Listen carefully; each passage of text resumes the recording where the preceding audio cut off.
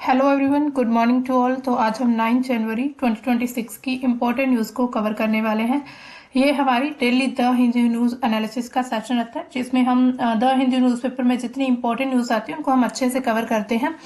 और इसमें जो हमारे मेजर सब्जेक्ट होते हैं, polity, IR, history, art and culture, economy, science and tech, environment, इसके साथ ही जियोग्राफी भी हमारा एक मेजर सब्जेक्ट है। चलिए शुरू करते हैं आज का सेशन।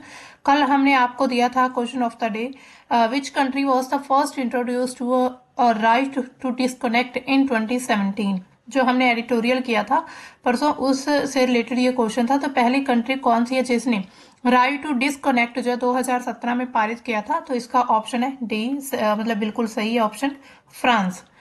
चलिए नेक्स्ट हमारी आज की फर्स्ट न्यूज देखिए।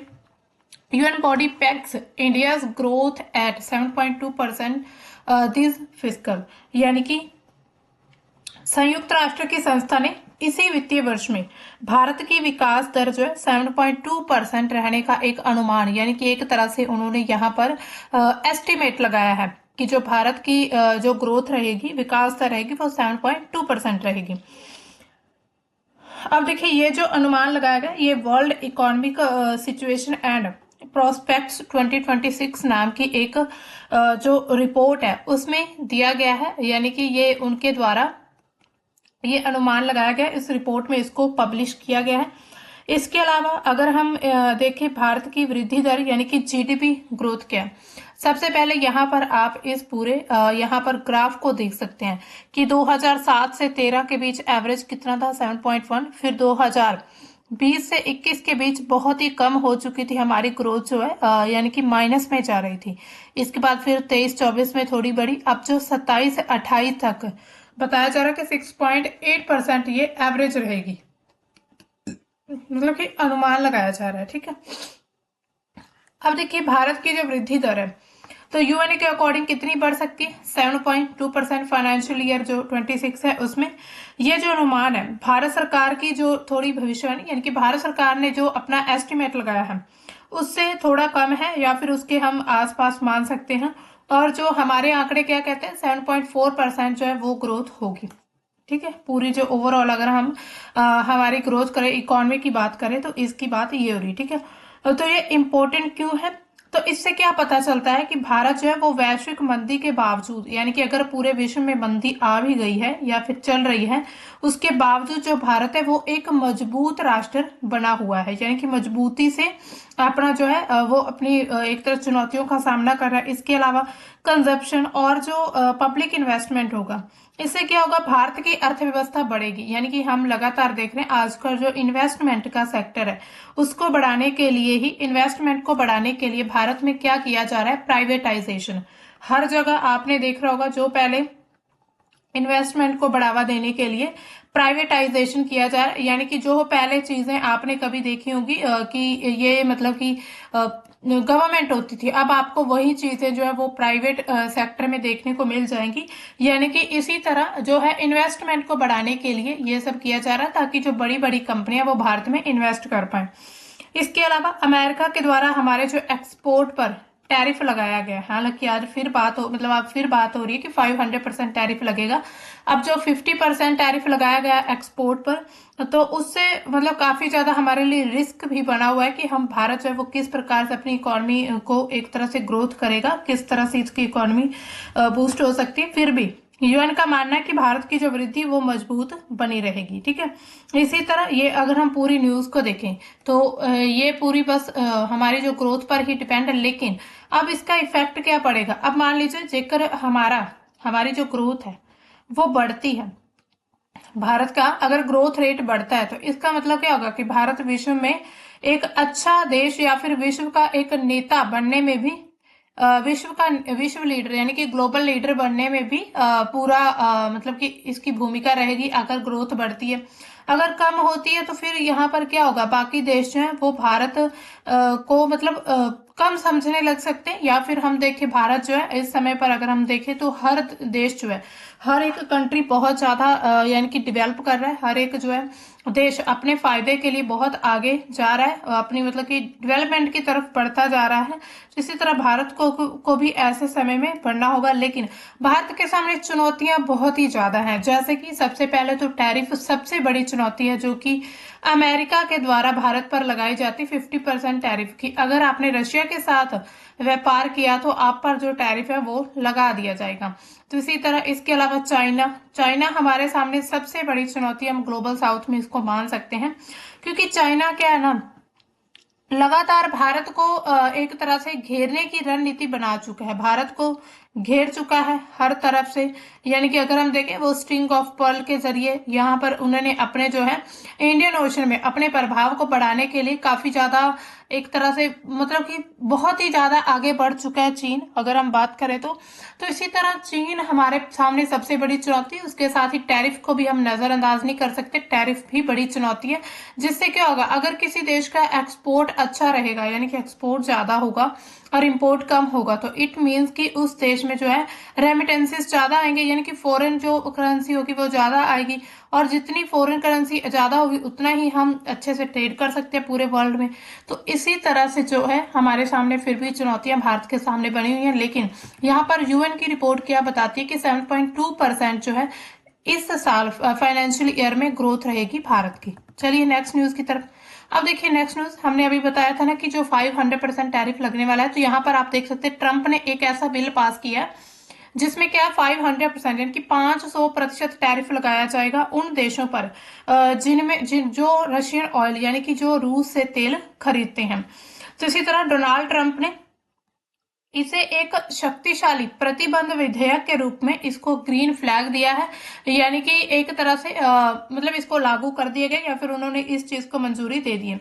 इस विधेयक के तहत अमेरिका उन देशों पर आर्थिक दंड लगाएगा यानी कि टैरिफ लगाएगा जो रशिया से तेल या गैस या फिर कुछ ऐसी चीजें जो है वो खरीदते हैं, ठीक है, मतलब कोई व्यापार करते हैं। इसके अलावा मकसद क्यों है, तो अमेरिका क्या चाहता है कि रूस और यूक्रेन के युद्ध को रोका जा सके। तो जो उनको क्या लगता है कि जो रूस है वो जब ट्रेड करता है बाकी देशों के साथ या जो देश इनसे तेल खरीद रहे हैं तो वो उन्हें क्या करते हैं, वो उन्हें करेंसी देते हैं, यानी कि वो फाइनेंशियली जो है रशिया फाइनेंशियली काफी ज्यादा स्ट्रांग हो रहा है, और स्ट्रांग होने की वजह से ही वो यूक्रेन के साथ जो युद्ध है उसको खत्म नहीं करना चाहता। तो इसी वजह से ये जो ट्रम्प है इसका मकसद मेन यही ये बताता है। इसके अलावा रशिया के प्रभाव को कम करना भी यहाँ पर बता रहा है कि जो रशिया है अब उससे लोग तेल ना खरीद कर। अब देखिए ये देखिए सबसे पहले तो वेनेजुएला में जो है अमेरिका ने मतलब यूएसए ने अटैक किया, वहां के जो ऑयल जितने भी ऑयल भंडार थे, जो भी तेल भंडार था वहां पर उन्होंने कंट्रोल कर लिया, और उन्होंने कहा कि उनकी कंपनियां जो है अब उन तेल भंडारों को चलाएंगी, यानी कि वहां से अब तेल खरीदकर जो अमेरिका भी तेल बेचना शुरू कर देगा। इसी तरह अब अमेरिका क्या चाहता है कि जो बाकी नेशंस जो रशिया से ऑयल इंपोर्ट करते हैं वहां से इंपोर्ट ना करके बल्कि अब जो है उससे मतलब अमेरिका से इंपोर्ट करें, या फिर जो है एक तरह से रशिया को वो कमजोर करना चाहता है। तो इसी वजह से उन्होंने 500% टैरिफ लगा दिया है, यानी कि उन देशों के उत्पाद अमेरिका में बहुत ही ज्यादा महंगे हो जाएंगे, और अमेरिका में अगर वो उत्पाद नहीं जा पाएंगे तो व्यापार काफी ज्यादा प्रभावित होगा। इसके अलावा भारत पर क्या, भारत तो पहले से 50% टैरिफ का सामना कर रहा है, इसके अलावा 500% टैरिफ अगर हो गया तो हो सकता है कि भारत की जो वस्तुएं हैं जो उत्पादन है वो अमेरिका में कभी पहुंच ही ना पाए। इसका असर क्या होगा, राजनीतिक और आर्थिक असर क्या होगा, ये पूरे विश्व व्यापार में तनाव उत्पन्न कर देगा। यानी कि अब देखिए इससे सिर्फ उन देशों को नुकसान नहीं बल्कि अमेरिका को भी नुकसान हो सकता है, कि अमेरिका की जो जरूरत की चीजें हैं जो उनकी नीडी गुड्स है तो उन चीजों को भी मतलब कि वहां पर अगर नहीं पहुंच पाई टैरिफ के कारण, ये लोग नहीं बाय कर पाए तो वहां पर भी बुरी सिचुएशन हो सकती है। अमेरिका भारत और अमेरिका चीन संबंधों में तनाव लगातार बढ़ता हुआ नजर आएगा। इसके अलावा आर्थिक दबाव के कारण भारत चीन और बाकी देश जो हैं वो ऊर्जा स्रोत की खोज में अपनी नई रणनीतियां बनानी शुरू कर देंगे, यानी कि वो अपने नए विकल्प नई रास्ते जो है वो खोजना शुरू करेंगे। इसके अलावा यूक्रेन युद्ध के बढ़ते वित्तीय दबाव के कारण यह निर्णय जो लिया गया ये पूरे विश्व की रणनीति में एक बहुत बड़ा मोड़ हो सकता है, पूरे विश्व की राजनीति में।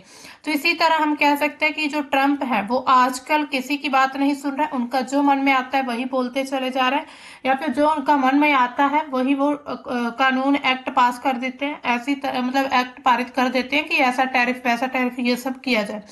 तो जब से ये ट्रम्प सत्ता में आए हैं तब से पूरे विश्व को इन्होंने काफी ज्यादा चिंता में लाकर खड़ा कर दिया है, यानी कि एक तरह से पूरा विश्व जो है वो अब चिंता से जूझ रहा है। ऐसे ही मतलब प्रॉब्लम से एक तरह से जो ट्रम्प है वो सबके लिए मुश्किलें खड़ी करते हुए नजर आ रहे हैं आज के दौर में।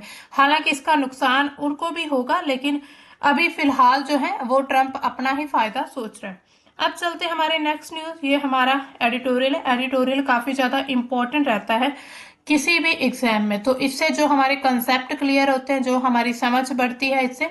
तो एडिटोरियल क्या, top courts green governance call for uncertainty, यानी कि सुप्रीम कोर्ट का जो हरित शासन, टॉप कोर्ट की बात की गई यहाँ पर, सुप्रीम कोर्ट की, यानी कि जो सबसे सर्वोच्च न्यायालय होता है, उसका जो ग्रीन यानी कि ग्रीन गवर्नेंस है उसकी, वो अनिश्चितता का कारण है। कैसे है इसको समझते हैं। ये क्या कहते हैं एडिटोरियल में, जो ये एडिटोरियल वासुदेवन मुकुंद के द्वारा लिखा गया है, इन्होंने क्या चीज कही है कि पिछले दशक में भारत का जो सुप्रीम कोर्ट है उसने पर्यावरण के महत्वपूर्ण मामले में अपनी भूमिका को काफी ज्यादा विस्तार दिया। पहले जो कोर्ट होते थे मुख्य रूप से प्रशासनिक निर्णयों की कानूनी वैधता सीमा जो है उसको लक्षित करते थे, समीक्षा करते थे, यानी कि रिव्यू होता था, जुडिशियल रिव्यू। लेकिन अब क्या है, ये आगे की दिशा में और भी जो है यानी कि निर्देश लगातार जारी कर रहे हैं। यानी कि पहले क्या होता था, ऐसे अगर कोई भी पर्यावरण संबंधी जो भी मुद्दे होते थे, जो कोई भी अगर फैसला लिया जाता था संसद पार्लियामेंट के द्वारा या फिर किसी के द्वारा भी, मतलब कि विधायक वगैरह जब पारित होते थे, तो उसमें सिर्फ जो सुप्रीम कोर्ट होता था वो रिव्यू करता था। लेकिन आजकल जो है वो दिशा निर्देश देने शुरू कर दिए जो वास्तव में रेगुलेशन की तरह काम कर रहा है। यानी कि एक तरह से ये कहा जा रहा है कि जो कोर्ट है अब वही देश को रेगुलेट करना चाहते हैं। ये बदलाव कब हुआ, जब कुछ नियामक संस्थाएं यानी कि जो रेगुलेटर्स थी अपनी जिम्मेदारी निभाने में असफल रही, यानी कि अपनी जिम्मेदारी सही तरीके से नहीं निभा पाई। जो भी बॉडीज बनाई गई थी ऐसे मतलब कि कानून बनाने के लिए या फिर दिशा निर्देश देने के लिए, तो ये काफी कमजोर हो चुकी है, जैसे कोर्ट को रेगुलेशन की भूमिका निभानी पड़ रही है। यानी कि पूरी तरह से अगर हम देखें तो कोर्ट आज के समय में जो टॉप कोर्ट है वो जो है एक तरह से ऐसे निर्णयों को जो है, ऐसे कामों को या फिर ऐसी चीजों को जो है रेगुलेट कर रहे हैं। अब देखिए कोर्ट के हस्तक्षेप के उदाहरण यहाँ पर उन्होंने दिए हैं, जैसा कि कोर्ट ने कई मामलों में नियामकों की जगह खुद नियम बनाने जैसे निर्देश दिए हैं।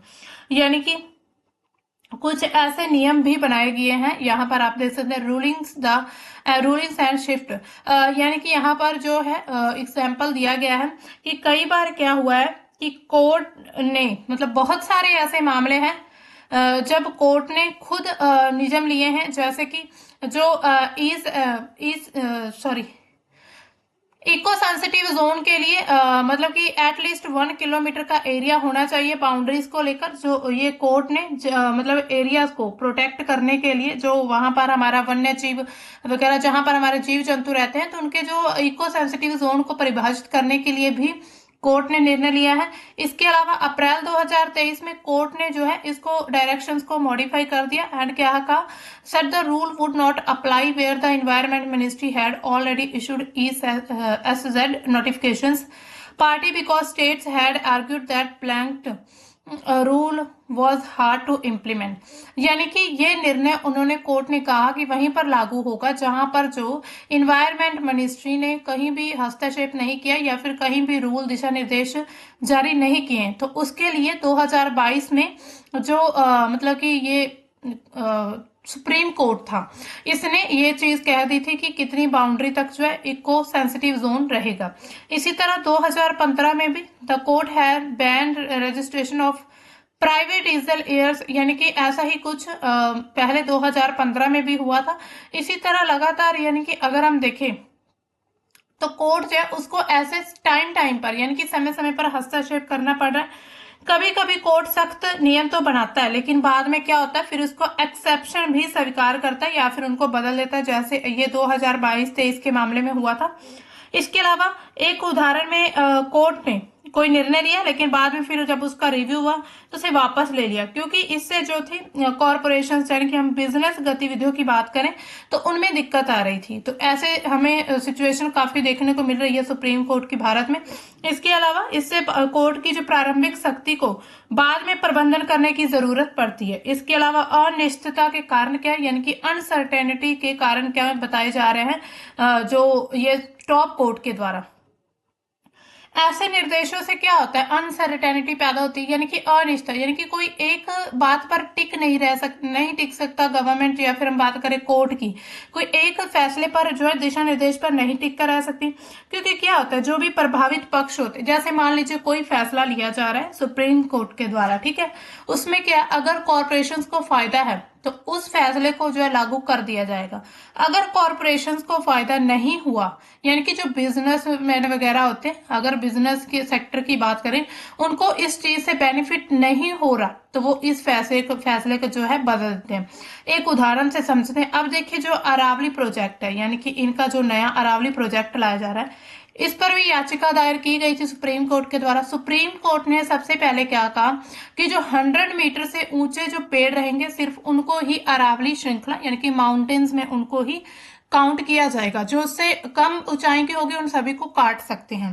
तो इससे क्या था, कॉर्पोरेशन का फायदा था, क्योंकि उन पेड़ों को काटकर वहां पर जो भी उन्हें मिनरल्स वगैरह, जो भी प्राकृतिक संसाधन मिलने थे उन जंगलों में, वो उनको आसानी से मिल सकते थे, वो व्यापार कर सकते थे।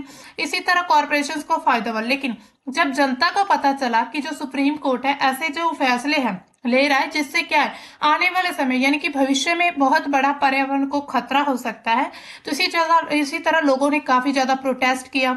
मतलब कि बहुत ज्यादा लोगों के द्वारा इसमें स्ट्राइक्स की गई, धरने लगाए गए, बहुत ही ज्यादा लोग आगे, मतलब जनता की जब आंखें खुली तो जनता आगे बढ़कर आई, आगे चलकर आई। तो इसी वजह से सुप्रीम कोर्ट को फिर अपने फैसले पर ही एक बार रोक लगानी पड़ी, यानी कि जो उन्होंने डेफिनेशन दी थी अरावली की, माउंटेन्स की जो थी अरावली श्रृंखला, जो 100 मीटर्स की उनकी जो डेफिनेशन थी, उसको फिलहाल यानी कि उनके फैसले को वहीं पर सुप्रीम कोर्ट को रोकना पड़ा। तो इससे क्या हुआ, इससे अनिश्चितता पैदा हुई।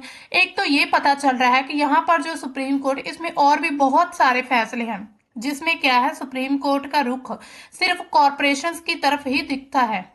यानी कि लोगों को भी समझ आने लगा है कि अब जो टॉप कोर्ट है वो भी सरकार के द्वारा चलाए जाते हैं। यानी कि पहले क्या था, लोग वहां पर न्याय लेने चाहते थे। अगर किसी का मतलब अगर किसी के साथ अन्याय हो रहा है, चाहे वो प्रकृति हो, चाहे वो मनुष्य हो, चाहे कोई भी हो, यानी कि भारत में रहने वाला हो, तो उसके खिलाफ याचिका दायर कर सकते थे। लेकिन अब अगर याचिका दायर करते भी हैं तो इससे क्या होता है, जो भी फैसला आता है, सुप्रीम कोर्ट का जो निर्णय आता है, वो भी जो है कॉरपोरेशंस के लिए ही आता है। तो इसी तरह इन फैसलों से क्या होता है, फिर अनिश्चितता उत्पन्न होती है, यानी कि लोग ट्रस्ट नहीं कर पाएंगे कि जो सुप्रीम कोर्ट है वो सही फैसले ले रहा है। तो इससे क्या, एक प्रेशर दिख रहा है टॉप कोर्ट पर, जो हमारे राजनीतिक प्रेशर है वो दिख रहा है।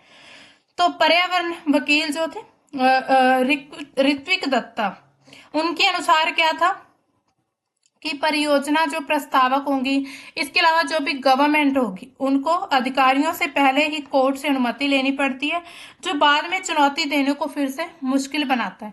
यानी कि पहले वो कोर्ट से ही अनुमति ले लेते हैं ऐसी परियोजना की, उसके बाद फिर उसमें याचिका अगर दायर की जाती है तो फिर बहुत ही ज्यादा मुश्किल हो जाता है, ये पर्यावरण वकील का कहना है। इसके अलावा इससे जो सार्वजनिक चुनौतियां कम हो जाती, एक तरह की जो अंतिमता हो जाती। इसके अलावा लेखक यहाँ पर क्या सुझाव देते हैं इस एडिटोरियल में, कि कोर्ट जो है वो अनिश्चितता यानी कि अनसर्टेनिटी को कम कर सकता है अगर वे अपने व्यापक नियम बनाने से बचे जो तुरंत अपवाद मांगते, यानी कि ऐसे नियम कहीं भी लागू ना करें जिनके जहां पर एक्सेप्शंस हो। यानी कि जो सुप्रीम कोर्ट है उसको जल्दबाजी में कोई भी ऐसे फैसले नहीं लेने चाहिए।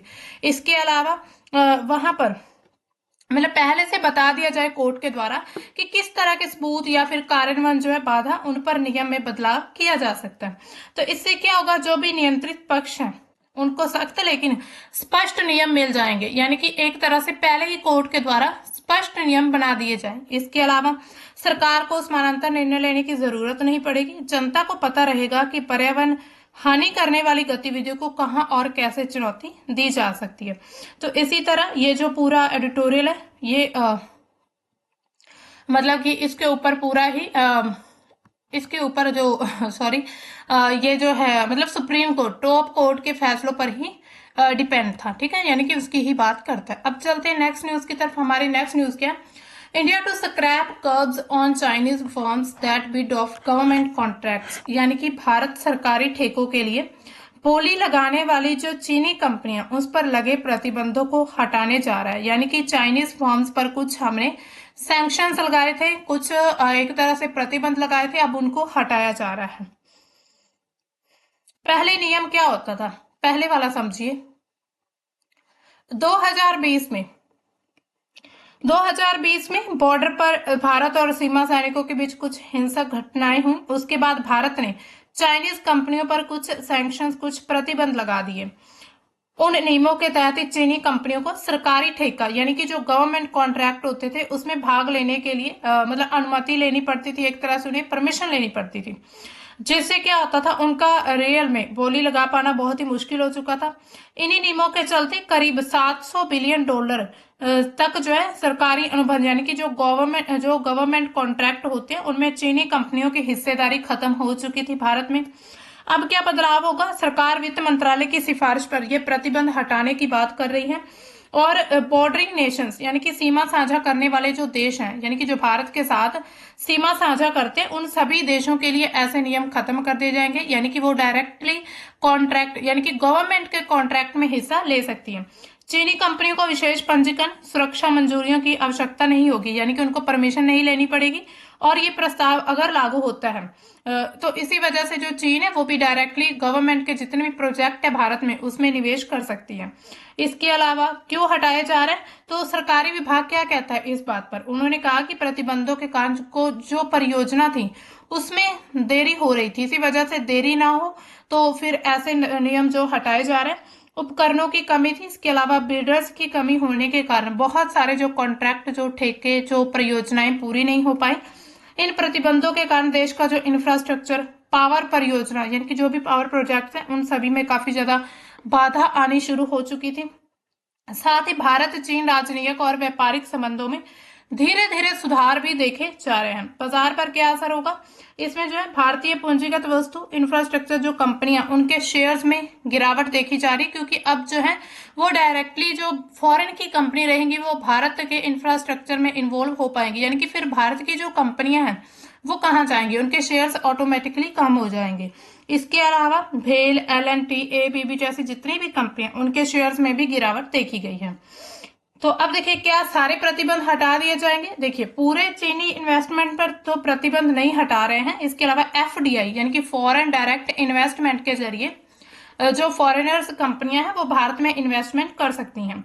इसके अलावा जो सरकारी अनुबंध यानी कि जो गवर्नमेंट कॉन्ट्रैक्ट में जो बोली लगाएंगे यानी कि उनकी जो ऑक्शंस होंगी उनमें ही जो कानूनी बाधा है वो हटाई जाएगी। इसके अलावा जो कुछ ऐसे प्रतिबंध है यानी कि डायरेक्टली तो पूरी तरह बिल्कुल भी नहीं, ऐसा नहीं होगा कि अब उन्हें किसी तो परमिशन की जरूरत नहीं या फिर किसी डॉक्यूमेंटेशन, हालांकि डॉक्यूमेंटेशन वगैरह पूरी तरह से की जाएगी और बोली लगाने वाली कंपनियों को ही ये अनुमति है, यानी कि उसके अलावा और ऐसा नहीं होगा कि अगर किसी ने बोली नहीं लगाई तो कोई बाहर से आकर भारत में इन्वेस्ट कर रहा है, चाइनीज कंपनी, बांग्लादेश या फिर नेपाली कंपनी, ऐसा बिल्कुल भी नहीं होगा। कुछ प्रतिबंध फिर भी लागू किए जाएंगे। अब चलते हैं नेक्स्ट न्यूज की तरफ। नेक्स्ट न्यूज क्या है, India to continue to work with ISA back solar adoption, यानी कि भारत ने क्या कहा है कि अंतरराष्ट्रीय सौर गठबंधन यानी कि इंटरनेशनल सोलर अलायंस जो है उसको ये जो है एक फ्रांस का प्रोजेक्ट है, फ्रांस और भारत दोनों ने मिलकर शुरू किया था।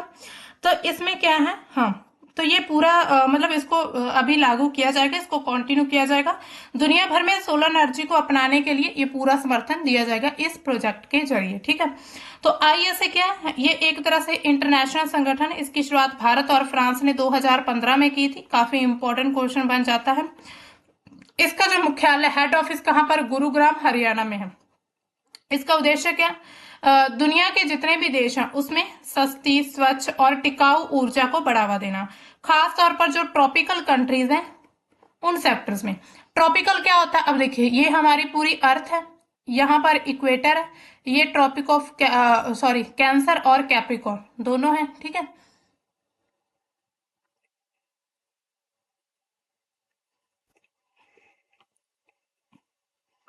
एक मिनट, ट्रॉपिक ऑफ कैंसर और कैप्रिकॉर्न ये है, और इनके बीच जितनी भी कंट्रीज रहेंगी वो सभी एरिया जो होता है ट्रॉपिकल होता है, ये ऊपर और नीचे वाला ये टेम्परेट रहता है, ठीक है। तो ऐसे देशों में जो उष्ण कटिबंधीय देश है उन पर फोकस करना है उनको, यानी कि जहां पर सूर्य की रोशनी मिलती है, तो इसी वजह सोलर से ऊर्जा तैयार करना, ये एक प्रोजेक्ट है भारत और फ्रांस का। भारत की भूमिका यहाँ पर इंपॉर्टेंट क्यों? क्योंकि भारत आईएसए का संस्थापक और उसके अलावा नेतृत्व करता है, यानी कि उसको लीड करने वाला देश है। भारत तकनीक की मदद देता है, फाइनेंसिंग मॉडल भी साझा करता है, सोलर प्रोजेक्ट के लिए ट्रेनिंग, नॉलेज वगैरह सब कुछ देता है। इस बयान से क्या हुआ? भारत ने यह दोहराया कि अपनी आईएसए की जितनी भी प्रोजेक्ट्स, परियोजना है, वो विकासशील देशों की जो ऊर्जा की जरूरतें हैं, यानी कि जितनी भी डेवलप्ड नेशन है, जो मतलब डेवलपिंग कंट्रीज है, उनके लिए जो मतलब ऊर्जा की जरूरत है, जो उन्हें एनर्जी की नीड है, तो उन सभी में भारत की महत्वपूर्ण भूमिका है।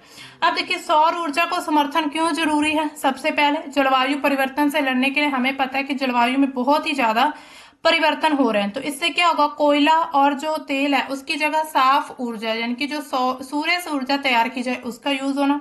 इसके अलावा ऊर्जा की सुरक्षा करना, यानी कि आयात पर निर्भरता कम, यानी कि कहीं से हम तेल कोयला ना मंगवाकर बल्कि हम अपने ही देश में जो है सूर्य से ऊर्जा तैयार कर पाए, तो इससे क्या होगा? हमारी निर्भरता कम होगी किसी दूसरे देश पर।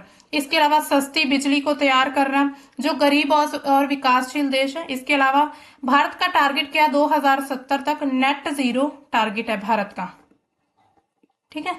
इसके अलावा भारत खुद को एक ग्लोबल साउथ का लीडर दिखाना चाहता है, यानी कि कोशिश कर रहा है। इसके अलावा स्वच्छ ऊर्जा में भारत की जो डिप्लोमेसी है वो भी मजबूत होती नजर आ रही है। यूएन और जो जलवायु मंच है उस पर भारत की स्थिति मजबूत है, तो इसी वजह से ये काफी इंपॉर्टेंट हो जाता है। अब चलते हैं हमारी नेक्स्ट न्यूज की तरफ। नेक्स्ट न्यूज क्या? India Europe growing ties can bring stability to global politics, Jaishankar. तो जयशंकर का क्या बयान आया है कि विदेश मंत्री हमारे जो एस जयशंकर है, उन्होंने क्या कहा? अपनी हाल ही की यात्रा के दौरान कहा कि भारत और यूरोप के बीच जो राजनीतिक, आर्थिक और राजनीतिक संबंध है, वो आज की जितनी भी इनस्टेबल पूरे विश्व की राजनीति है और अर्थव्यवस्था, उसमें स्थिरता लाने में मदद कर सकते हैं। यानी कि दोनों के, भारत, इंडिया और जो यूके या फिर हम यूरोप की बात करें, तो इनके जो आपस में संबंध है, यानी कि जो भी ट्रेड एग्रीमेंट साइन हुए, वो ये दोनों देश जो हैं आपस में मिलकर पूरे विश्व में स्थिरता ला सकते हैं। तो इसी वजह से उन्होंने ये चीज कही है। उन्होंने कहा है कि मैं सोचता हूं कि हम अंतर्राष्ट्रीय अर्थव्यवस्था, वैश्विक राजनीति दोनों में अधिक स्थिरता ला सकते हैं, उन्होंने ये चीज कही है। इसके अलावा यही कारण है कि मैं यहाँ, उन्होंने ये चीज कही कि इसी वजह से मैं यूरोप में हूं, यानी कि वहां पर दौरा करने गए थे। अब देखिए इंपॉर्टेंट क्यों है ये बयान। अब सबसे पहले अंतर्राष्ट्रीय राजनीति को अगर हम देखें तो वो आज भी हमें बदलती हुई नजर आ रही है, यानी कि इंटरनेशनल पॉलिटिक्स जो है, अमेरिका चीन के तनाव, इसके अलावा ऊर्जा की सुरक्षा को लेकर युद्ध, संघर्ष, व्यापार नीतियों जैसे जितने भी मुद्दे हैं, उसके कारण पूरे विश्व की जो राजनीति है, यानी कि पॉलिटिक्स है, उसमें अस्थिरता, यानी कि इनस्टेबिलिटी हमें देखने को मिलती है। इसके अलावा ऐसे में भारत यूरोप के बीच जो मजबूत संतुलित संबंध है, पूरे विश्व को नेतृत्व कर सकते हैं, एक तरह से पूरे विश्व को मतलब कि समझा सकते हैं, हालांकि समझने वाले हैं नहीं कुछ देश। इसके अलावा बातचीत को स्थिर करने में जो भूमिका है, एक पॉजिटिव भूमिका, उनका पॉजिटिव रोल रह सकता है यूरोप और हमारे भारत का।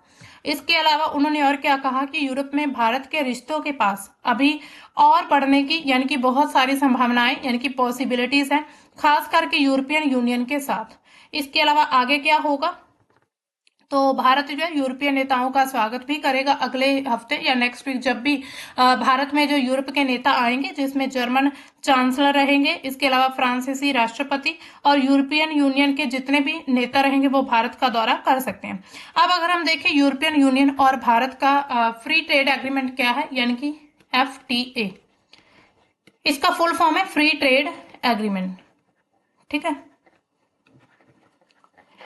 तो इसमें क्या है कि दोनों देश, यानी कि जिन देशों के बीच ये होता है, दोनों पक्ष जो है आपस में कई उत्पाद और सेवाओं पर टैक्स कम करते हैं या फिर खत्म करने की कोशिश करते हैं, ताकि जो व्यापार निवेश आसानी से बढ़ाया जा सके, सस्ता और तेज हो। इसके अलावा भारत यूरोपियन यूनियन से पिछले कई सालों से इस फ्री ट्रेड एग्रीमेंट पर बातचीत कर रहे हैं। अब देखिए, इसके अलावा बातचीत बिल्कुल ही अंतिम चरण पर है, यानी कि ऐसा हो सकता है कि यूरोपियन यूनियन और इंडिया के बीच जो है एक FTA साइन हो जाए, फ्री ट्रेड एग्रीमेंट। इससे क्या होगा? भारत के जो उत्पाद हैं वो यूरोपियन यूनियन कंट्रीज में जो है बिना टैक्स के जाएंगे, ड्यूटी फ्री रहेंगे, और इसी वजह से जो है यानी कि वहां से जो उत्पाद भारत में आएंगे वो भी टैक्स फ्री रहेंगे। इससे लाभ क्या होगा? व्यापार बढ़ेगा। इसके अलावा टैक्स कम होगा तो सस्ता व्यापार होगा, व्यापार बढ़ेगा तो सस्ता व्यापार रहेगा। इसके अलावा इन्वेस्टमेंट ज्यादा हो जाएगा, यूरोपीय कंपनियां भारत में ज्यादा इन्वेस्ट करेंगी, तकनीकी साझेदारी बढ़ेगी और मेक इन इंडिया जैसी जितनी भी पहल होगी उसको मजबूत किया जा सकता है। इसके अलावा सेवा के क्षेत्र में, जिसमें आईटी सेक्टर है, हमारा जो डिजाइन की सेवाएं हैं, उन सभी में यूरोप में जो है हमारे ऑप्शंस ज्यादा ओपन हो सकते हैं। आम जनता को कैसे फायदा होगा? कुछ उत्पादों की कीमतें भी गिर जाएंगी, यानी कि कुछ वस्तुएं जो है वहां पर अगर टैरिफ मतलब बिना टैरिफ के भारत में आती हैं तो वो सस्ती रहेंगी। इसके अलावा एयरपोर्ट बढ़ेंगे तो नौकरियां बढ़ जाएंगी सेवा क्षेत्र में, जिसमें आईटी, एजुकेशन या फिर टेक्नोलॉजी की जो ट्रेनिंग है उन सभी में जो है मतलब उन सभी की पहुंच यूरोप के बाजार में हो जाएगी। तो इसी तरह ये काफी ज्यादा मतलब कि लंबे समय पर अगर हम देखें तो व्यापार के बड़े हमारे पास विस्तार हो सकता है, व्यापार के मौके हमारे पास भारत के पास बढ़ जाएंगे। इसके अलावा कुछ घरेलू उद्योगों पर यूरोपीय प्रतिस्पर्धा का दबाव तो पड़ेगा, ये कुछ चुनौतियां भी हैं, लेकिन फिर भी हमें इन चीजों को ध्यान में रखकर जो है अपने किसी और देश के साथ जो फ्री ट्रेड एग्रीमेंट करना चाहिए। जैसे अभी हमारा यूके के साथ एक एफटीए साइन हुआ है, इससे पहले भी हमारा और कंट्रीज के साथ कुछ एफटीए फ्री ट्रेड एग्रीमेंट चल रहा है, तो अब जो यूरोपियन यूनियन के साथ भारत के द्वारा बातचीत की जा रही है। ठीक है, इसी वजह से काफी इंपॉर्टेंट न्यूज हो जाती है। हमारा आज का सेशन कंप्लीट होता है, लेकिन हम आपके लिए आज का क्वेश्चन क्या लेकर आए हैं? 2026 has been declared an international year by the UN for which of the following? यानी कि जो 2026 है वो इंटरनेशनल ईयर यूएन के द्वारा डिक्लेयर किया गया है, तो इसमें कौन सा यानी कि ऑप्शन है, किस चीज का ईयर बताया उन्होंने? Year of soils, year for rangelands and pastoralists, इसके अलावा year of glaciers preservation, year of sustainable and resilient tourism. इसका सही ऑप्शन आपने कमेंट सेक्शन में बताना है। तो मिलेंगे हम अपने कल के द हिंदू में सेशन में, तब तक के लिए बाय, थैंक्स फॉर वॉचिंग।